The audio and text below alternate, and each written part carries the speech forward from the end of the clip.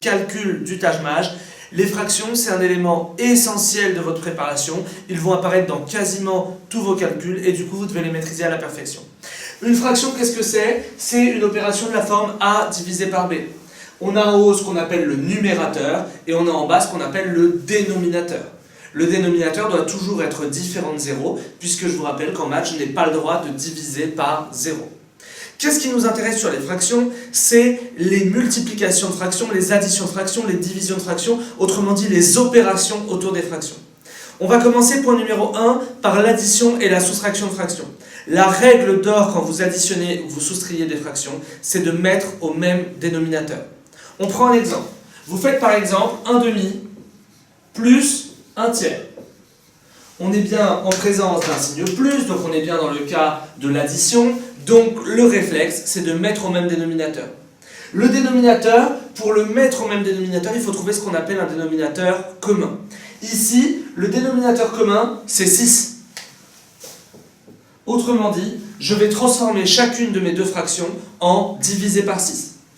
Pour passer 1/2 en divisé par 6, il faut que je multiplie en haut et en bas par 3. Qu'est-ce qui va me rester? 3 sixièmes. Je fais pareil pour 1/3, sauf que pour passer de 3 à 6, il suffit de multiplier par 2. Autrement dit, je vais faire x2 plus 2 sixièmes. Maintenant que j'ai divisé par 6 ici et divisé par 6 ici, j'ai le droit d'additionner les fractions en additionnant les deux chiffres en haut et en divisant par 6, puisque c'est le dénominateur commun.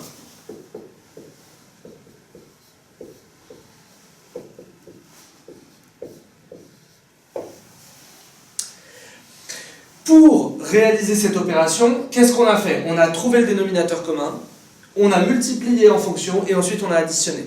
Pour trouver le dénominateur commun, soit vous le voyez immédiatement, par exemple vous avez divisé par 10 et divisé par 15, le dénominateur commun c'est 30, soit si vous ne le voyez pas immédiatement, la solution qui marche tout le temps, c'est de multiplier lui par lui et ça vous donne le dénominateur commun ici 2 fois 3, ça donne le dénominateur commun 6. Pour les additions et les soustractions, il faut mettre au même dénominateur absolument avant de commencer les calculs. Pour la multiplication, par contre, c'est beaucoup plus simple. On reprend les mêmes fractions, 1/2 fois 1/3. On est bien en présence d'une multiplication. Quand on multiplie deux fractions, il suffit de multiplier en haut et multiplier en bas.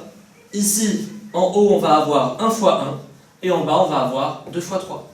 Il n'y a pas de mise au même dénominateur, il n'y a pas quoi que ce soit. On multiplie en haut, on multiplie en bas, et du coup ça nous donne ici 1 sur 6. Assez facile. Dernière opération, la division, et il faut faire attention à la division de fractions. C'est une question qui pose souvent problème, alors qu'en fait, elle est assez facilement solvable. Regardez ce qu'on fait. On fait 1/2, et cette fois divisé par 1/3. Quand je veux diviser ici par une fraction, ça revient à multiplier par l'inverse de la fraction d'en bas. Autrement dit, 1 sur 2 sur 1 sur 3, c'est égal à 1 sur 2. Je vais multiplier par l'inverse de 1 sur 3. L'inverse de 1 sur 3, j'ai qu'à inverser la fraction, c'est 3 sur 1. Et là, je me retrouve dans le cas précédent, dans le cas d'une multiplication. Autrement dit, il ne me reste plus qu'à faire 1 fois 3, 3, sur 2 fois 1, 2. Voilà ce que me donne 1/2 divisé par 1/3, ça me donne 3/2. Voilà les différents résultats de nos opérations. Pour l'addition et la soustraction, mise au même dénominateur. Pour la multiplication, on multiplie en haut, on multiplie en bas. Pour la division, on se rapporte à une multiplication en inversant la fraction. Ces opérations sur les fractions, elles sont assez utiles et je vous donne une précision qui va nous servir dans l'exemple qu'on va traiter à l'instant. C'est que quand apparaît le mot « de » dans un énoncé, par exemple « 2/3 fraction d'un gâteau » ou « 2/3 de la population », quand vous avez le mot « de », il faut le retranscrire par un signe « fois ». 2/3 des 2/3 d'un gâteau, c'est 2/3 fois 2/3 du gâteau, on va le voir dans l'exemple juste après. Deuxième précision, juste avant l'exemple, il faut essayer de simplifier les fractions autant que vous pouvez. Par exemple, si vous avez une fraction du type 15 sur 10, simplifiez-la en disant que 15 c'est 3 fois 5, 10 c'est 2 fois 5, donc c'est 3 fois 5 sur 2 fois 5. Vous pouvez enlever les 5 et donc ça fait 3 demi. Pourquoi on enlève les 5? Parce qu'on multiplie en haut et en bas par 5. Ce n'est valable que parce que vous avez le signe multiplié. Regardez l'énoncé qui s'affiche en bas de votre écran. Il reste 2 tiers des 2 tiers d'un gâteau. Combien en a-t-on mangé? 2 tiers des 2 tiers. On a dit dans la remarque précédente que c'était 2 tiers fois 2 tiers. Autrement dit, il reste, dans mon énoncé,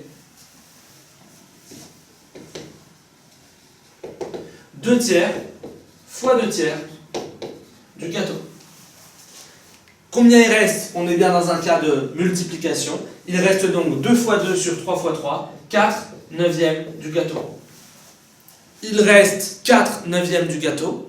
À l'origine, on avait un gâteau complet, c'est-à-dire 9 neuvièmes du gâteau. On a donc mangé 5 neuvièmes du gâteau. Réponse C.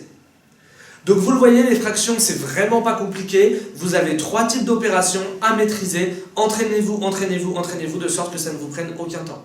J'espère que cette vidéo vous aura servi. N'hésitez pas à aller voir nos autres vidéos. Et en attendant, je vous souhaite bon courage dans vos révisions. À bientôt.